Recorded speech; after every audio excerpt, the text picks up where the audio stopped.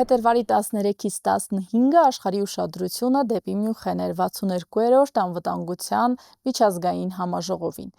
60 պետության ու կառավարության ղեկավար էին այդ օրերին Մյունխենում, իսկ որոնք էին այդ 3 օրերի հիմնական ուղերձների շեշտադրումները կփորձենք պարզել միջազգային հարցերի փորձագետ Հրաչյա Թաշչյանի հետ։ Շնորհակալություն պարոն Թաշչյան հյուրընկալվելու համար։ Իհարկե մենք կփորձենք նաև հասկանալ, թե այդ ուղերձներն ու այդ շեշտադրումները ինչպես կարող են անդրադառնալ Հայաստանի անվտանգության վրա, բայց մինչ այդ ընդհանուր ուղերձներից խոսենք։ Այս տարվա համաժողովը համարվում է անվտանգության ճարտարապետության ձևափոխման նոր դարաշրջանի մեկնարկ։ Արդյոք այդ գնահատականները, որ հնչել են այս օրերին, ճիշտ են ու կողմնորոշիչ։ Շնորհակալություն հարցի համար։ Նախ ասեմ, որ մի հետաքրքիր բան, որ Մյունխենի անվտանգության համաժողովը, կոնֆերանսը դա կարելի ասել ամենակարևոր միջոցառումն է տվյալ ասպարեզում աշխարհում իրական կատարվող, տեղ ունեցող, ինչպես օրինակ Դավոս տնտեսական հարցերով կարևորագույն համաժողովն է, այնպես էլ Մյունխենի համաժողովը կարևորագույն վայրն է, որտեղ պետությունները ներկայացնում են անվտանգության վերաբերյալ իրենց նկատառումները, իրենց խնդիրները, իրենց ուրեմն առաջնայինությունները եւ մտքերի փոխանակություն էլ այնտեղ ունենում։ Ճիշտ է, այստեղ ուրեմն 2-3 կարելի ասել կարևորագույն ելույթներ շատ տարբերվեցին, այսպես կարելի առանձնացնել։ Մեկը դա Ամերիկայի Միացյալ Նահանգների պետքարտուղար Մարկո Ռուբիոյի ելույթն էր եւ մյուսը կարելի ասել եվրոպական առաջնորդ, մի քանի եվրոպական առաջնորդների ելույթներ, այդ թվում ուրեմն հյուրընկալող պետություն որպես ելույթով հանդես եկավ Գերմանիայի Դաշնային Հանրապետության ղեկավարը, Մերցը, ելույթ ունեցավ նաև Մեծ Բրիտանիայի ղեկավարը, Եվրոպական հանձնաժողովի ղեկավարը եւ այլն։ Եվ ճիշտ եք ասում, բոլորի ելույթներում կարմիր թելով անցնում էր մի միտք, որ այլևս գոյություն չունի նախկին համակարգը, որը որ գոյություն ունեցել, չգիտեմ, մի քանի տասնամյակ, սրանից առաջ տասնամյակների ընթացքում այլևս մի համակարգ է ձևավորվում, որը որ նոր է եւ նոր գուցե սկզբունքներ, նոր ինչ որ խնդիրներ է բերում իր հետ։ Նոր է ու ինչպիսին։ Նայեք, ամենավառ կերպով դա արտահայտվեց իհարկե Մարկո Ռուբիոյի ելույթում, ես այսպես ասեմ, Մարկո Ռուբիոյի ելույթը առհասարակ կարելի է գնահատել որպես հայեցակարգային ելույթ, ծրագրային ելույթ։ Ես նայում եմ այդ ելույթին, բանի հետ միասին, ուրեմն Ամերիկայի Միացյալ Նահանգների ազգային անվտանգության ռազմավարության, նրա պաշտպանության ռազմավարության այս երկու փաստաթղթերի հետ մեկտեղ եթե դիտարկենք, ուրեմն տեսնում ենք, որ այս ելույթը Մարկո Ռուբիոյի կարծես բան լիներ, այդ երկու ռազմավարությունների բացահայտումը, բացատրությունը, պարզաբանումը։ Եվ ինչն է, ուրեմն եթե կարելի է դրա մասին խոսենք, հա, ուրեմն ինչն է հիմնական շեշտադրումները։ Նայեք, որ աշխարհը իհարկե փոխվել է, եւ բայց Միացյալ Նահանգները արձանագրում են դա եւ բայց դա չի նշանակում, որ Միացյալ Նահանգները հանդես են գալիս միջազգային բոլոր կառույցների կամ իրենց նպատակը չէ փլուզել բոլոր կառույցները, բազմակողմ կառույցները, որոնք որ կան թող մնալու են, բայց Միացյալ Նահանգները գտնում է, որ նրանք պետք է նորոգել, վերակառուցել։ Այսինքն այն տպավորությունը, թե կար խզվածք օրինակ Եվրամիության եւ Միացյալ Նահանգների միջև Ռուբիոյի ելույթից հետո ակներև է դառնում, որ այդ խզվածքը այնքան էլ Միացյալ Նահանգների քաղաքականությունը չէ խորացնելը։ Երկրորդ հարցը, որին որ նա sense շեշտադրում արեց եւ որին անդրադարձավ, դա իհարկե այդ տրանսատլանտիկ կապերն են, տրանսատլանտիկ համագործակցությունը եւ իր բառերով ասեմ, հա, այսպես կար բանում շրջանառվող մի միտք, որ այլևս գոյություն չունի այդ համերաշխությունը տրանսատլանտյան Եվրոպայի եւ Ամերիկայի Միացյալ Նահանգների միջև, բայց նա ասում է ոչ, դա այդպես չէ եւ ես եկել եմ այստեղ հավաստիացնելու, որ դա այդպես չի, որ Ամերիկայի Միացյալ Նահանգները մեծապես շահագրգռված է Եվրոպայի հետ համագործակցությամբ, որ Ամերիկան հանդիսանում է, կարելի ասել, Եվրոպայի զավակը, նրանք այսպես պորտալարերով կապված բաներ են երկրներ են եւ մի մշակույթ մեկ քաղաքակրթություն են ներկայացնում արևմտյան, այսինքն խզել կապերի մասին դա խոսք չի կարող լինել դրա մասին, դա անհնարին է, բայց նայեք ինչ է ասում, ինչ շեշտադրումներ է անում Մարկո Ռուբիոն, ասում է մենք ցանկանում ենք ձեզ հետ շարունակել մեր ռազմավարական դաշնակցությունը, դաշինքը, սակայն նայեք անվտանգության վերաբերյալ հարցերում դուք պետք է ավելի մեծ ինքնուրույնություն ցուցաբերեք եւ այդ ֆինանսական բեռը ձեր վրա պետք է ստանձնեք, դուք պետք է ստանձնեք, դուք ձեր վրա պետք է վերցնեք եւ ասում են այդ տասնամյակներ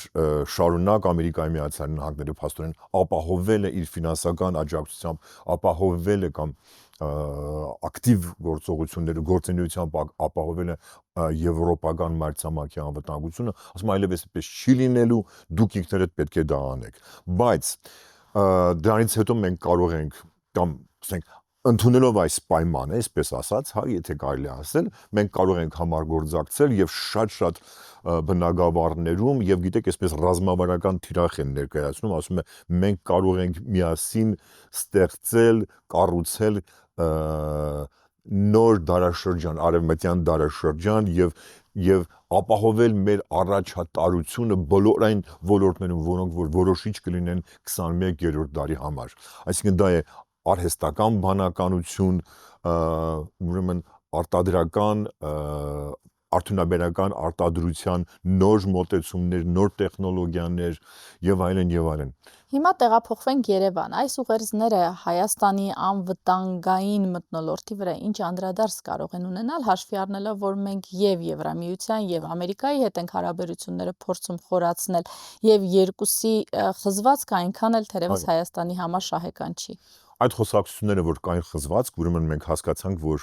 այս գագաթաժողովից մենք հասկացանք, որ դա այդքան էլ այդպես չի եւ ինչի համար եմ ես այդպես ասում, որովհետեւ դրան հաջորդած կամ դրան սկզբից եղավ Գերմանիայի կանցլերի ելույթը, որտեղ նա եւս շեշտեց Ամերիկայի Միացյալ Նահանգների հետ դաշինքի կարեւորությունը եւ ճիշտ է, ընդգծեց, որ Եվրոպական միությունը պետք է լինի հզոր,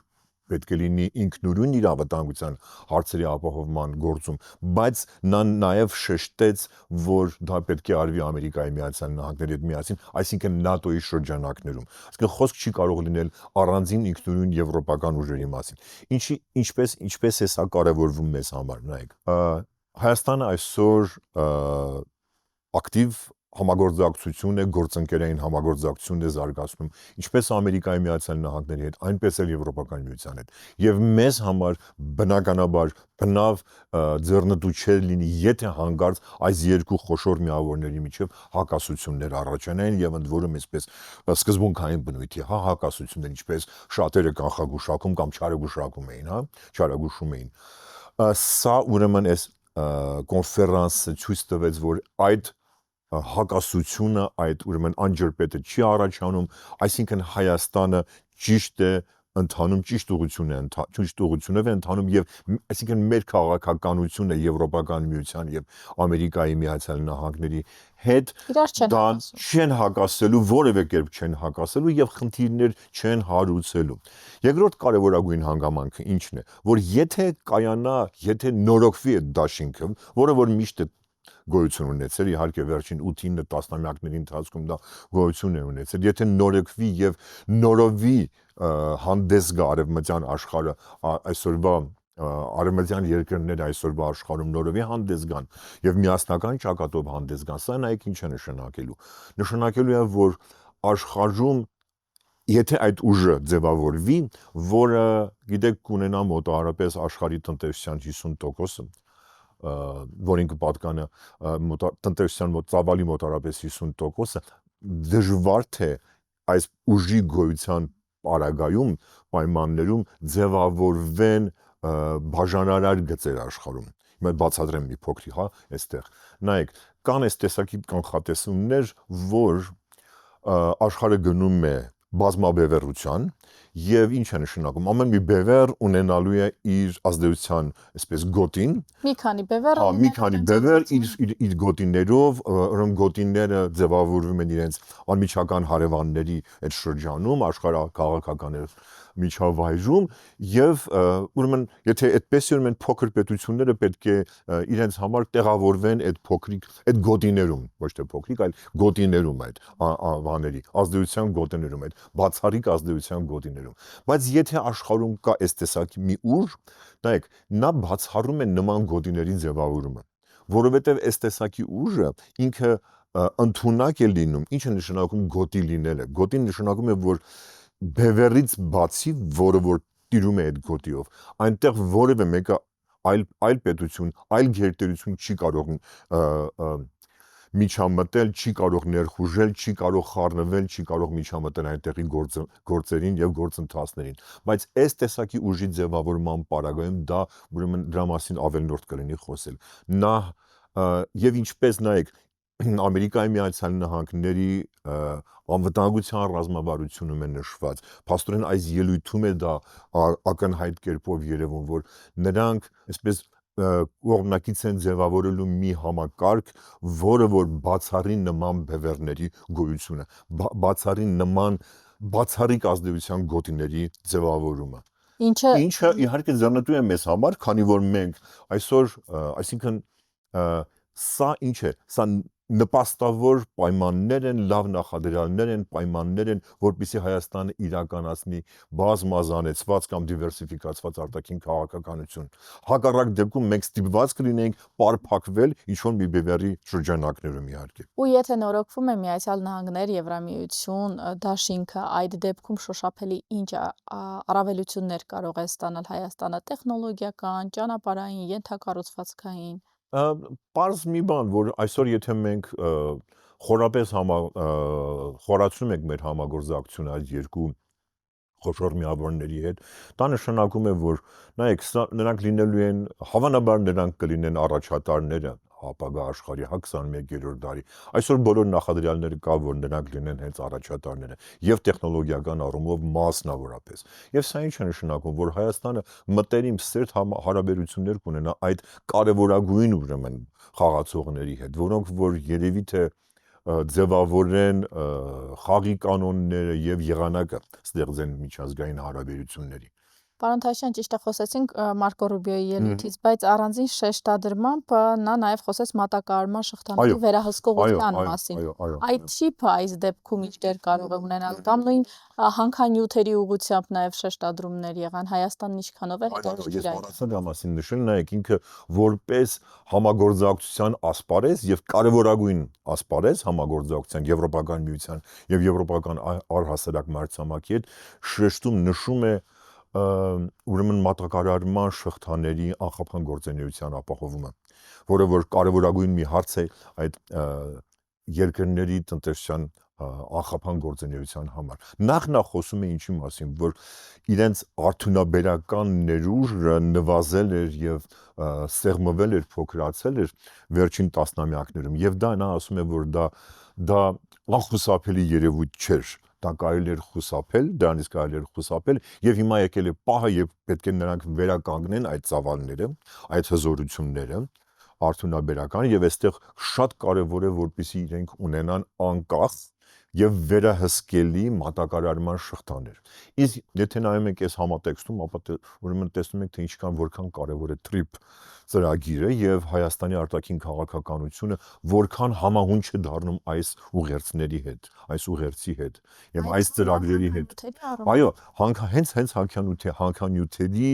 մատակարարման, անխափան մատակարարման մասին է խոսքը գնում, որի համար եւ փաստորեն եւ հիմնական նպատակը Ամերիկայի Միացյալ Նահանգների համար, եթե նայում ենք Ամերիկայի Միացյալ Նահանգների շահերի տեսանկյունից, ապա TRIP-ը հենց այդ դրա համար է ստեղծված կամ ստեղծվում։ Ու եթե փորձենք ամփոփել ստեղծված անվտանգային կամ ստեղծվող անվտանգային ճարտարապետության մեջ Հայաստանն ինչպես պետք է կառուցի իր դիվերսիֆիկացված քաղաքականությունը, որ այնուամենայնիվ ստացվի հավասարակշռված եւ խզվածքների արանքում չհայտնվի։ Դուք արդեն ասացիք, պետք է լինել հավասարակշռված, պետք է լինել զգուշ, պետք է լինել ուշադիր, պետք է լինել այսպես ռացիոնալ, բայց նայեք ինչ մի հետաքրքիր բան, որը որ ուրեմն ակնհայտ կերպով երևում էր Ռուբիոյի ելույթում եւ նաեւ կար արկա էր նաեւ Ամերիկայի Միացյալ Նահանգների ազգային անվտանգության ռազմավարության եւ պաշտպանության ռազմավարության մեջ այնտեղ բացակայում էր այդ սառը պատերազմի ոգով ուրեմն արճակատման տրամաբանությունը այնտեղ չկար այդ թշնամանքի փիլիսոփայությունը արճակատման բախման փիլիսոփայությունը բացակայում էր սա նշանակում է որ եւ գիտեք որևէ բառ չկար անգամ որևէ մի անդրադարձ չկար Ռուսաստանի վերաբերյալ դա նշանակում է որ այդ քաղաքականությունը որոնք նրանք վարելու են մեր տարածաշրջանում եւ այս պահին էլ որոնք վարում են դա խաղաղության քաղաքականությունն է դա հավասարակշռության քաղաքականությունն է դա կայունության քաղաքականությունն է ու նաեւ երկարատև լինելու եւ այո այս ամենը ինչի մասին է վկայում որ դրանք երկարատև ծրագրեր են դրանք երկարատև հեռանկարային ուրեմն գործողություններ են լինելու ու քանի որ մեզ հետաքրքիր է ավելի շատ հենց մեզ ուղղված հարցերը Հայաստանին ուղղված հարցերը հիմա մեր վարած քաղաքականությանը մեջ ռիսկեր դուք տեսնում եք թե չէ Այս պահի դրությամբ ես առհասարակ որևէ այլընտրակ չեմ տեսնում այդ քաղաքականությանը, որ այսօր վարվում է։ Մենք կարծեք ուրիշ առիթ եղել է, ես ասել եմ, որ գիտեք, առանց ռիսկի որևէ քաղաքականություն չի լինում եւ ամենամեծ ռիսկայնությունը այն դեպքում, եթե որևէ ռիսկի չես գնում առհասարակ։ Այդպես չի լինում։ Իհարկե ցանկացած քաղաքականություն պարունակում է իր մեջ որոշակի դժվարություններ, որոշակի ռիսկեր ունենում, բայց առանց դրա կյանքը ընդհանրապես չի լինում։ Ուրեմն առանց դրա պետք է տունը նստենք եւ ոչ միտեղ դուրս չգանք, որովհետեւ վտանգներ կան, սպառնալիքներ կան։ Հայաստանը այսօրվա քաղաքականությունը ունի այլընտրանք շատ ճիշտ ձևով մշակված եւ ուրեմն ճիշտ հունով ընթացող քաղաքականություն է դա։ Շնորհակալություն։ Ես եմ շնորհակալ։ Զրուցում էի միջազգային հարցերի փորձագետ Հրաչյա Թաշչյանի հետ։